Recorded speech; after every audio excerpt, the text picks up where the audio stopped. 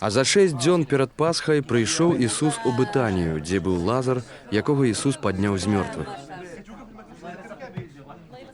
Дык прыгатавалі яму там вячэру, і Марта паслугавала, а Лазар быў адным з тых, якія ўзлягалі з ім пры стале. Марыя ж узяла фунт каштоўнага алейку нардавага і намасціла ногі Ісусу, і абцёрла сваімі валасамі яго ногі, і пах алейку напоўніў увесь дом.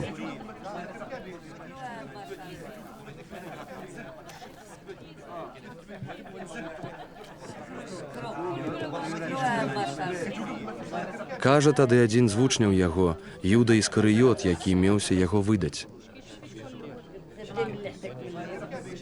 Чаму не прадалі гэтага алейку за 300 дынараў і не раздалі ўбогім?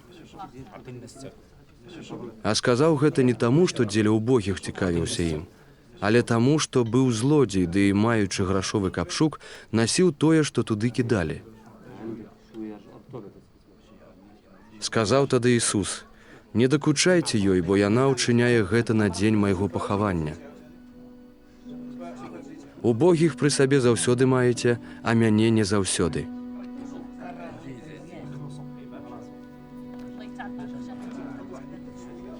І шмат хто з юдэяў даведаўся, што ён там, і прыйшлі не толькі дзеля Ісуса, але і каб убачыць Лазара, якога ён падняў з мёртвых.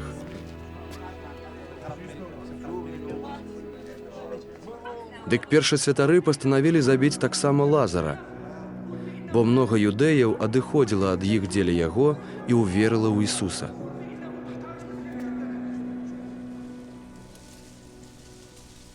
А назаўтра многія людзі, што прыйшлі на свята, калі пачулі, што Ісус ідзе ў Єрусалім, назбіралі пальмавых галінак і выйшлі яму насустрач, усклікаючы: «Гасана, дабраславёны, хто прыходзіць у імя Господа, цар юдэйскі». Ісус жа знайшоў асляня і сеў на яго, як напісана: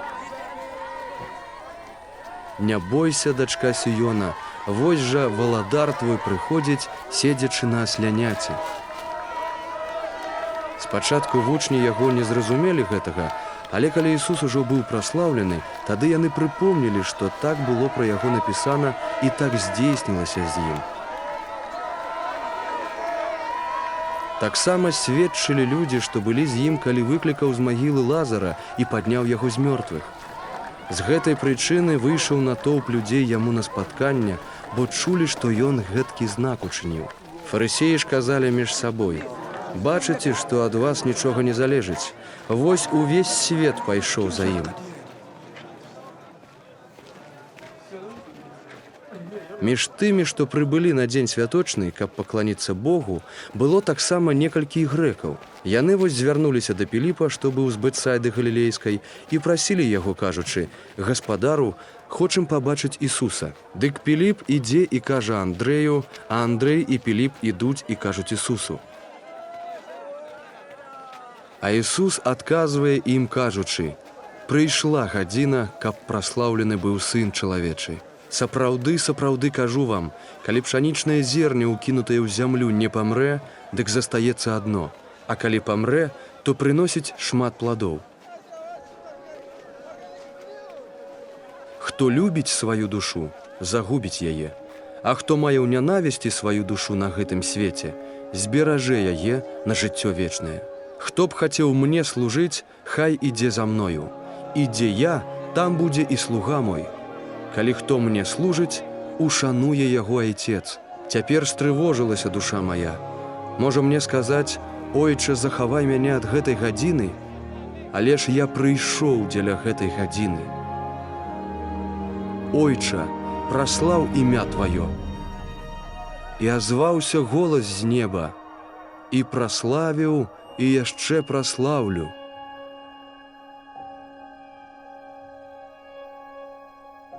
А людзі, што стаялі і чулі, казалі, што загрымела, а іншыя казалі: «Анёл прамовіў да яго». Адказаў Ісус і сказаў: «Не дзеля мяне азваўся голас гэты, але дзеля вас.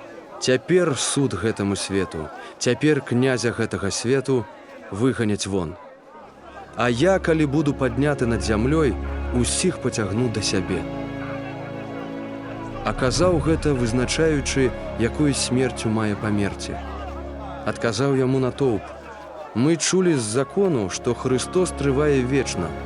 А як жа ты кажаш, трэба, каб быў падняты сын чалавечы? Хто гэты сын чалавечы? Сказаў ім тады Ісус: яшчэ толькі кароткі час будзе святло сярод вас. Хадзеце, пакуль маеце святло, каб вас цемра не агарнула. Бо хто ў цемры ходзіць, не ведае, куды ідзе. Пакуль маеце святло, верце ў святло, каб былі вы сынамі святла. Гэта сказаў Ісус і адышоў, ды схаваўся ад іх.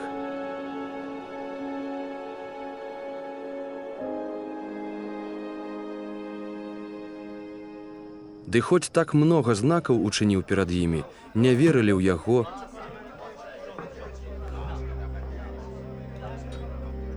каб споўніліся словы Ісаі прарока, які сказаў: Господи, хто уверыў пачутаму ад нас, да рука Господа каму была аб'яўлена. Дзеля таго не змаглі ўверыць, бо, як далей сказаў Ісая, засляпіў вочы іх і закамяніў сэрца іх, каб часам вачамі не ўбачылі, ды сэрцам не зразумелі і не навярнуліся, і я не аздаравіў іх.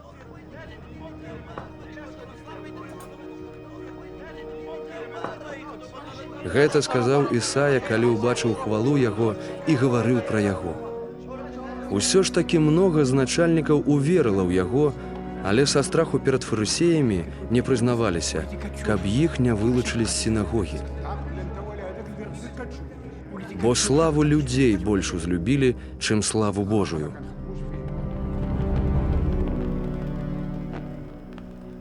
А Ісус усклікнуў і сказаў: хто верыць у мяне, не ў мяне верыць, але ў таго, хто паслаў мяне.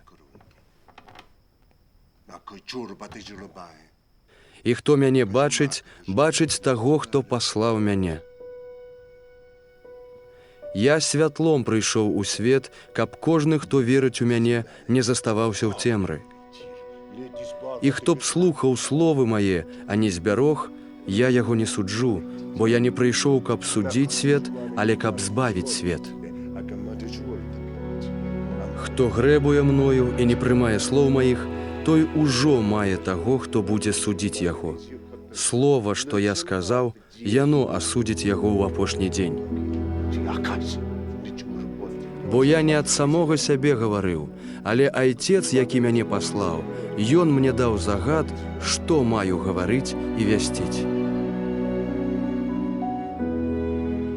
І я ведаю, што загад яго ёсць жыццё вечнае. І тое, што я гавару так, як мне сказаў Айцец.